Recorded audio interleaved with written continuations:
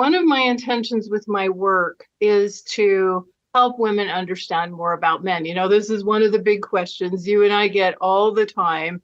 Why do men do this? Why do men do that? What's going on in their heads? What's going on in their hearts? And men are unique individuals like women are. But I love to get the male perspective, and I love to get perspective from someone like you that's been doing this work for a long time. So I actually invited some of the women in my audience to kind of share some of their questions about men. Hmm. And I'd like to just bounce some of those off of you and just kind of get some insights that might be valuable to the women out there that are dating. Because most of the people in my audience, and I'm guessing in yours, are really looking for a loving, committed partnership Yes. type relationship or marriage with a man. And of course, the more we know and understand about each other, the more chances we have to form those kind of connections, right? Yes, exactly. This is what I see every day. And it's weird when we think like this because we always receive this information, education that love is easy, but in reality, it requires a lot of attention, understanding, research for us as coaches as well. So I would love to know what are the questions that you received. Well, yeah. And you know what? Before we jump in there, just a comment on what you just said. So often, I think there is this idea that it is easy and that things just kind of fall into place and that naturally we should all know how to be effective in relationships. That certainly hasn't been my experience. And I've been doing this work for well over a decade and spend every day learning more about relationships. And I think one of the most fascinating things about the kind of work that we do is there's always more to learn. There's always more for us to understand for ourselves in our own relationships and to help and support our clients. And so this brings up one question I'll ask before I go to the questions that were submitted that I want to ask you. There's this idea out there that kind of goes along with what you just said, that you're going to find someone or it's just going to naturally happen like when you're not looking. You've heard this before, right? Like it's just going to naturally happen.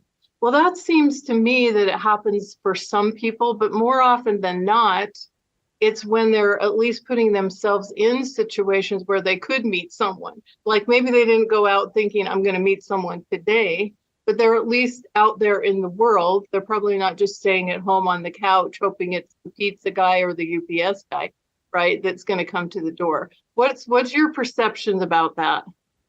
I love what you mentioned, Michelle, and this is very, very important because we tend to go to the extreme. Oh, you need to find love. You need to find someone. If not, you will never be happy. I don't believe in that because that is too much pressure on our shoulders. In the Right. meantime, saying don't look for love, don't do nothing, love will come to your door. That is also basically not the right choice because you will not be open. So what I love to tell the people I coach is I want you to socialize. I don't want you to find love. I don't want you to look for a man, but just socialize, just be open, just talk to people. And this will be leading to a nice date, a nice meet. So you would find someone that you were maybe not expecting, but in the meantime, you were open to it. So what you mentioned is very important because if not, we go to the extreme. So if we don't have someone, we can't be happy.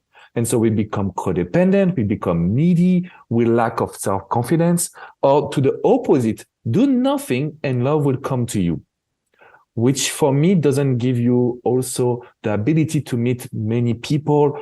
And it's not that you have your destiny in your hands. So I truly believe in what you just mentioned. Oh, I love that. I love what you said about that, this idea of let's not go to extremes.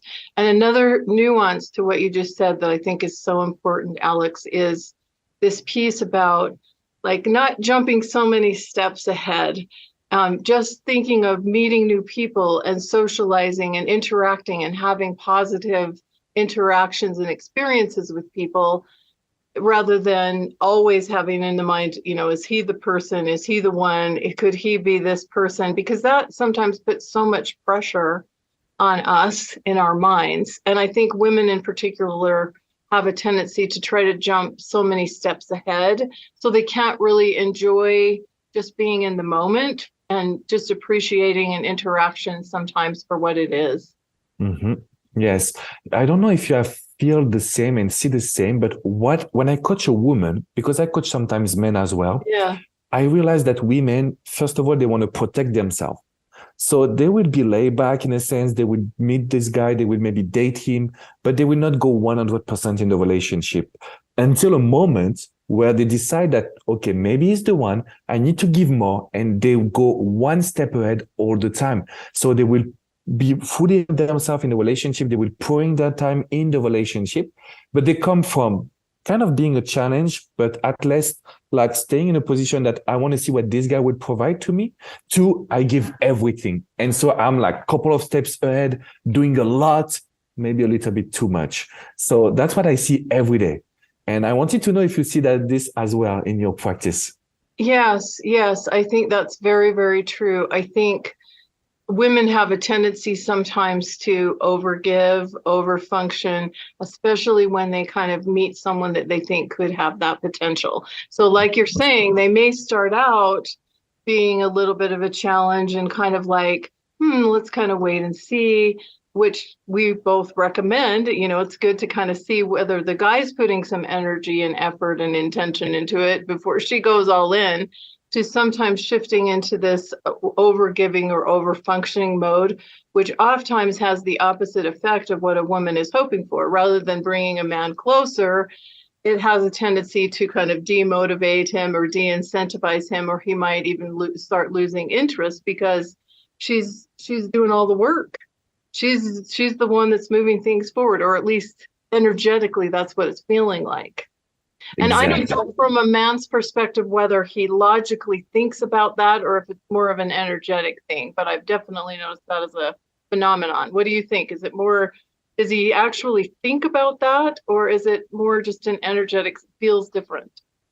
I think it would be a subconscious energetic things, because we can't think about it, but we would be surprised from, okay, I have to do things for her, to she does almost everything because she jump on it.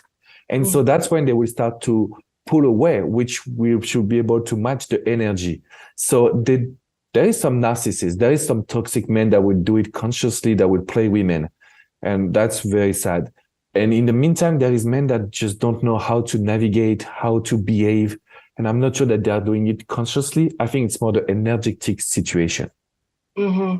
Yeah, that's my sense too. I don't know if a man like has a switch that goes off in his mind that says, oh, she's doing all the work, so I don't have to. But I do think it is an energetic feeling where it's like, I don't know, I don't have to do a whole lot. Now she's moving things along. And then women sometimes will give even more because then they're trying to get him to give more.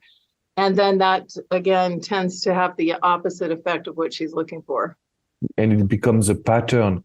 And because women are right, they will ask questions. Hey, are you okay? You're not the same.